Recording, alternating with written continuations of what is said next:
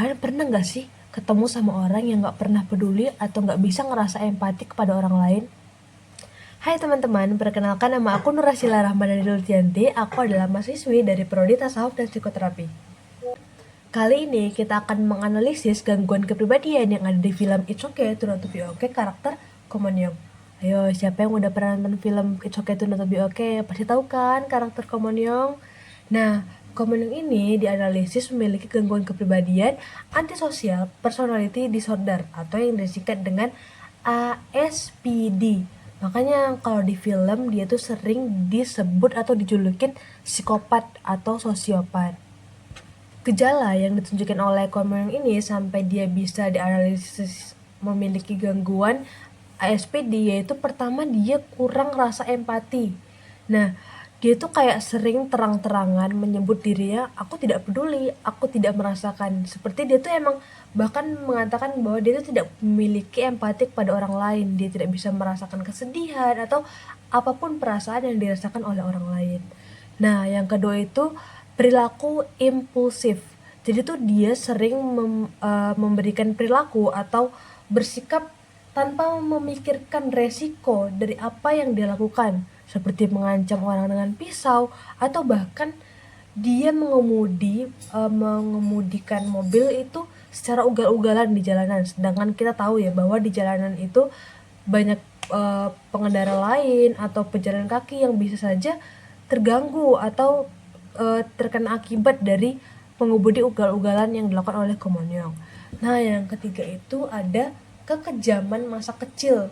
Jadi di episode awal itu, kalau teman-teman nonton pasti ada scene di mana Ko Mon Young kecil itu menyabut sayap-sayap kupu-kupu satu persatu. Dan masalahnya kupu-kupunya itu nggak cuma satu, tapi ada lebih dari 5 kupu-kupu yang sampai ngebuat nama temennya itu Gang T itu sampai ketakutan. Jadi tuh waktu kecil itu mereka udah sempat ketemu, terus karena Ko Mon Young itu nyambutin sayap kupu-kupunya itu membuat Gang T jadi ketakutan karena kayak kok bisa ada orang yang nyambutin sayap kupu-kupu hidup gitu segitu banyaknya. Nah itu kan apa ya, gejala-gejala atau perilaku-perilaku yang sebenarnya nggak wajar. Nah itulah yang dirasakan atau yang dialami oleh Ko Mon Young. Nah dari gangguan tersebut hal yang bakalan saya rekomendasikan atau terapi yang bakalan kita rekomendasikan ke Ko Mon Young yaitu CBT, Cognitive Behavioral Therapy. Nah, yang pertama itu terapis bisa membantu Ko Mon Young untuk merubah pola pikirnya. Dia kan sering ya dijulukin oleh orang-orang psikopat atau bahkan menyebut dirinya itu sebagai penyihir. Nah, di situ terapis bisa membantu Ko Mon Young untuk membedakan bahwa yang mana fakta dan yang mana adalah itu hanya khayalan atau delusinya saja. Jadi kayak pemikiran bahwa dia itu adalah penyihir itu bisa dibantu terapis untuk merubah pola pikir tersebut.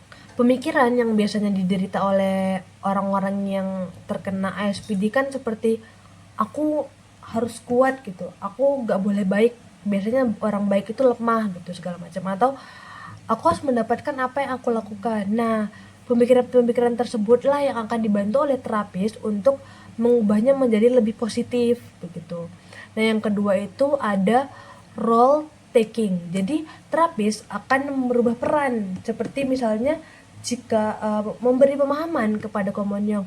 Misalnya di saat dia menyakiti seseorang dan anggaplah seseorang itu adalah Ko Mon Young sendiri, apa pemikiran logis yang akan dirasakan yang akan dipikirkan oleh Ko Mon Young. Nah, di sini itu karena kita role takingnya itu untuk mempengaruhi rasa empatinya Ko Mon Young. Jadi kita emang awalnya itu mencoba mencari dari pemikiran logis, semisal dia menyakiti seseorang, mengancam seseorang, atau misalnya mendorong seseorang gitu.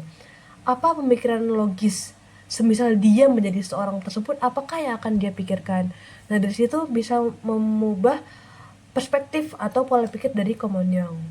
Nah yang ketiga itu kita akan mencoba untuk mengubah atau mengubah pola pikirnya dengan regulasi emosi. Misalnya di saat dia mulai merasakan amarah, apakah gejala awal nih dari Ko Mon Young itu yang akan dirasakan? Misalnya jantung berdebar-debar, misalnya jantungnya udah berdebar kencang itu berarti dia udah mau marah. Nah, kita akan mengajarkan atau membuat Ko Mon Young itu menyadari atau mengenal emosinya sendiri.